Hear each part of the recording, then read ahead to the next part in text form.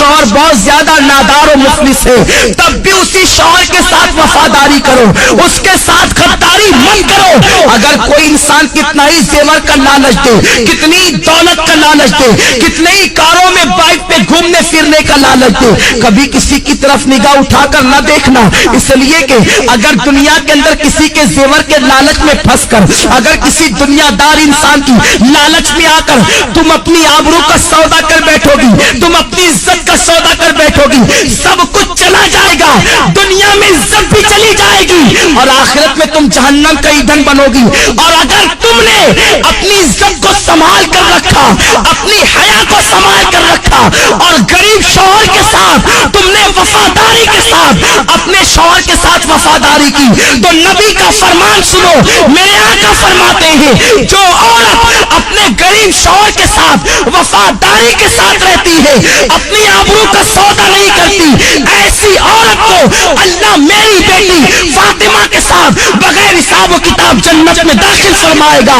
اب اگر تم بغیر حساب و کتاب جنت میں داخل ہونا چاہتی ہو سیدہ فاطمہ کے ساتھ، تو اپنی آبرو کا سودا نہ کرنا، کسی کے لالچ دینے میں نہ آنا۔ یہ زیور کیا حیثیت رکھتے ہیں، زیوروں کی کیا حیثیت ہے، سونے چاندی کی کیا حیثیت ہے، اچھے لباس کی کیا حیثیت ہے، کاروں کی کیا حیثیت ہے، دنیاوی سواریوں کی کیا حیثیت ہے۔ جب تمہاری موت آئے گی تو سن لو، بڑھاپے میں مرنا ضروری نہیں ہے، جوانی میں بھی تمہیں موت آ سکتی ہے۔ اللہ اکبر، جب تمہیں موت آئے گی، اگر تم نے اپنی حیا کو بیچ کر زیورات حاصل کیے ہوں گے، یہی زیورات تمہارے بدن سے نکال لیے جائیں گے، اچھے اچھے لباس تم نے جو جمع کیے ہوں گے وہ لباس بھی تم سے چھین لیا جائے گا اور تمہیں کیا پہنایا جائے گا، سادہ سا سمپل سا 2 گز سفید کپڑا جسے دنیا کفن کہتی ہے، وہ کفن تمہارے بدن سے لپیٹا جائے گا، کافور کی وہ غمگین خوشبو تمہارے بدن سے لگائی جائے گی۔ تمہاری سہیلیاں آج جو تم سے کہتی ہے چل اس غربت میں کیا رکھا ہے، اس غربت میں کیا رکھا ہے، چل چل کر عیش کی زندگی گزار، یاد رکھنا ان ظالموں کی بات کبھی مت سننا۔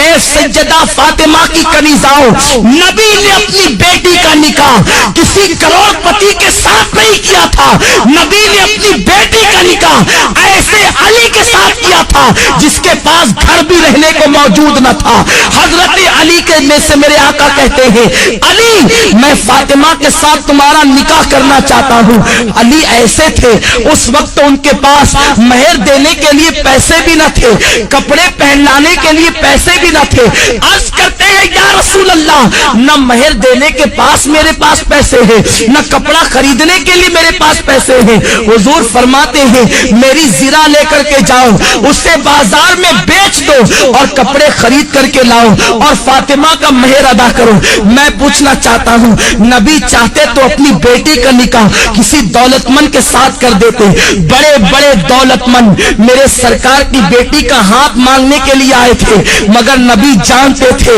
اگر میں نے اپنی بیٹی کا نکاح کسی دولت مند کے ساتھ کر دیا تو میری امت کی بیٹیوں کا کیا ہوگا،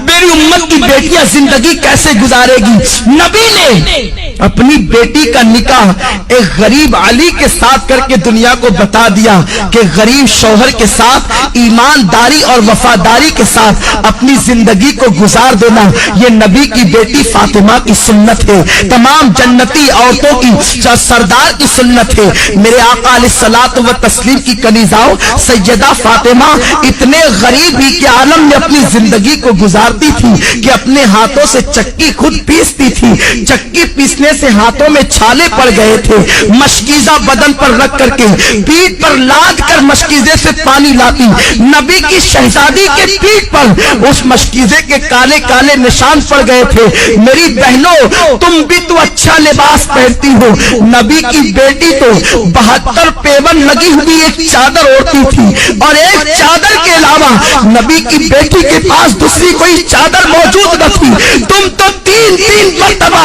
پیٹ بھر کر کے